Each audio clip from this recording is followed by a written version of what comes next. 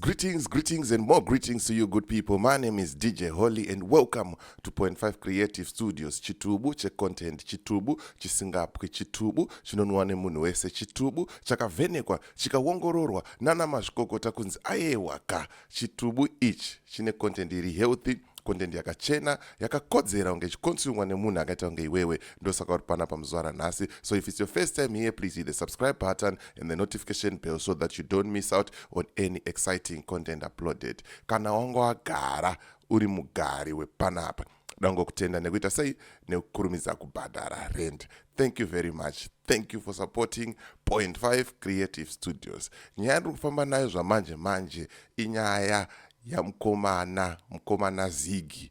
Aiwa, mukomana Zigi ari kupinda mumaketi svondo rino, but asati apinda kudaro pane kukandirana kwematombo pakati pa Gavana Mushaya Vanhu na Profesa Jonathan Moyo. Mawan. Gavana vakataura kuti aiwa takabvunza, takaita tsvagiridzo, taisaziva kuti structured currency inofamba sei, inoshanda sei, yakamira sei. Saka ikaramba kushanda, musablame inini sagavana. Blame vatakaita sei, vatakabvunza World Bank. Mawani kaya. Pakataurwa mashoko iyayo, profesa vakamba vauya vachikanda matombo. Aiwa vaikanda matombo baba. Ende matombo acho aya achanetsa kuita sei kunzvenga. Mawan. So far it's Professor 5 and Mushaya Vanhu ane 0 pakashata. Sezvamunoziva panapa tofamba nedingindira rekuti umbowo evidence. Dakuplayera a video clip. A video clip ira okay, sezvamunoziva kuti panapa tinoshanda nedingindira rekuti umbowo.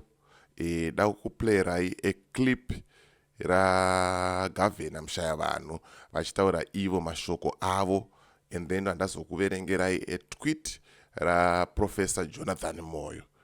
Iwewo mvozosiya comment section kuti zviri kumeka sense here kana kuti zviri kumeka sense, bo here kana kuti bo here. Right, without wasting much of your time, ngatijambire mclip tuone kuti how far is too far. Pakashata baba, pakaipa mawana.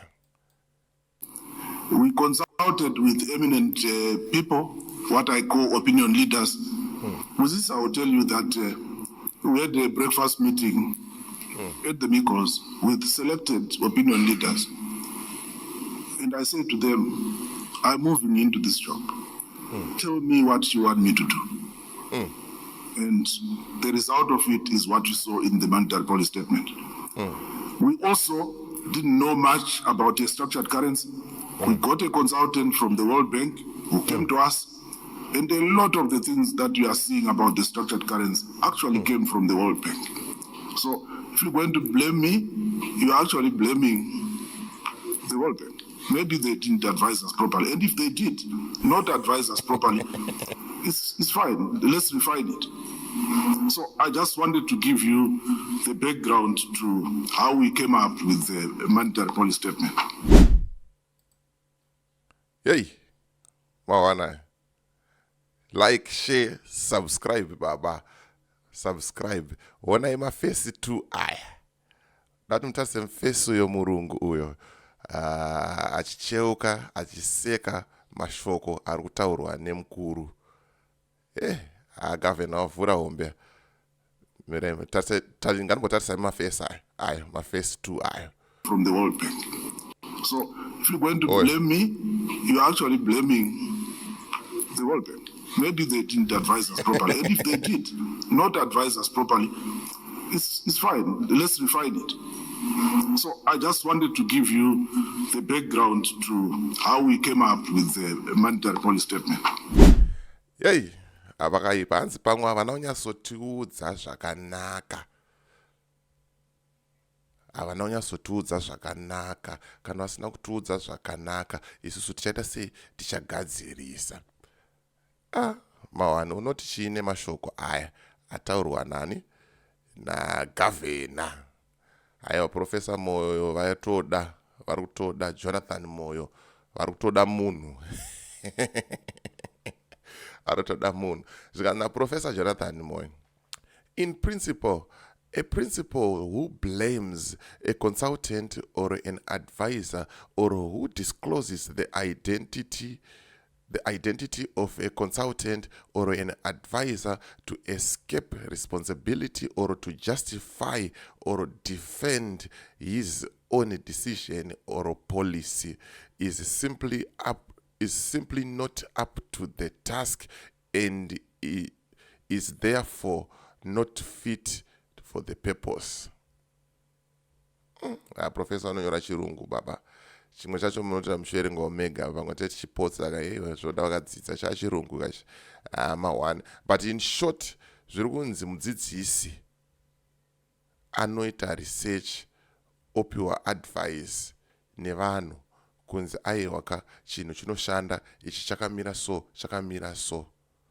But kana akuzodzidzisa kana kuti akuita zvaanenge akuita akataura kuti ndakaudzwa zvakati naningi ari kutraya kutiza responsibility kuti kana zvaataura kana kuti zvaagadzira zvaramba kushanda anowana kwekublema, anowana munhu wekuita sei wekublema. Amenoti zviri kumeka sense here zviri kutaurwa nani naProfessor Jonathan Moyo apa. Mawana. Consultants or advisors are professionals or technical analysts or experts.